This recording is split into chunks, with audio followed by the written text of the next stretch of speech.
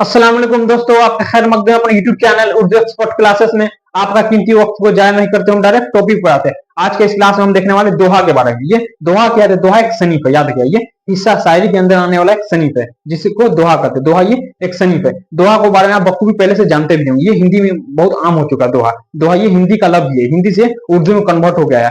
दोहा आप हिंदी में पढ़ेंगे, रहीम का दोहा है, कबीर का दोहा, इससे आप मतलब पहले भी इससे आप वाकिफ होंगे। अब ये दोहा को समझ जो किताब में दिया गया, बहुत ही इसमें मुख्तसर दिया गया, शॉर्ट में दिया गया, इसलिए आप इसको समझ लीजिए। आपका स्क्रीन पर ये दिखाई दे रहा होगा, इसमें दोहा है। दोहा हिंदी जुबान की एक कदीम सनीफ सुखन है। दोहा जो ये हिंदी जुबान से निकला, याद रखिए, ये कदीम सनीफ सुखन है। ये हिंदी जुबान से इसका आगाज हुआ है दोहा का। उसके बाद ये उर्दू में आया। कदीम फारसी रुवाई की तरह दोहे के मौजूआत भी आम तौर से पंदो नसाए और मजहब व अखलाक से जुड़े नुक्ते ही थे। दोहे की जुबान भी बहुत आम फहम और सहल होती थी, जिसे हाट बाजार गली कूचे में चलने फिरने वाला हर अदना व आला आदमी समझ सके। दोहा जो था मतलब ये बहुत ही मतलब सिंपल इसका मतलब लैंग्वेज था। दोहा को मतलब कि कोई आदमी मतलब बहुत आसानी से समझ सकता है, चाहे वो बहुत पढ़ा लिखा हो या कम पढ़ा लिखा हो या ना भी पढ़ा लिखा हो। मतलब जितने भी मतलब ये आम आदमी है, हाट बाजार गली कुछ में जो भी मतलब चलते फिरते हैं, वो भी दोहा की जो लैंग्वेज है, भाषा, इसको वो जुबान को वो समझ सके। मतलब इतना सिंपल ये भाषा है।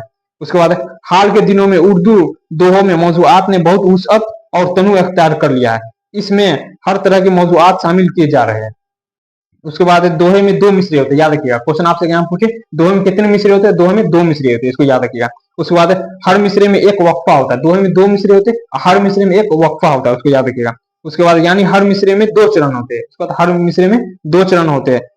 वक्फे से पहले का हिस्सा सम चरण और बाद का हिस्सा विषम चरण का होता है, याद रखिएगा।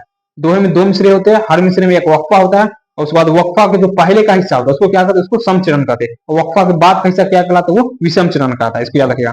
सम चरण में 13 और विषम चरण में 11 मात्राएं होती है, याद रखिए। क्वेश्चन आपसे क्या पूछे सम चरण में कितने मात्राएं होती है? तो सम चरण में 13 मात्राएं होती है। उसके बाद है विषम चरण में 11 मात्राएं होती है, इसको याद रखिएगा। उसके बाद है अमूमन दोहे में रदीफ नहीं होती है, लेकिन हो तो ऐब नहीं बल्कि एक हुसन इजाफी है। मतलब कि जो अमूमन जो देखने को मतलब मिलता है उसमें मतलब कि इसमें दोहा में रदीफ नहीं होता। अगर रदीफ होगी इसमें मतलब कोई हर्ज नहीं, कोई बुरा नहीं है, इसमें मतलब अब इजाफा हो जाएगा। इसको मतलब कि समझ लिया आप।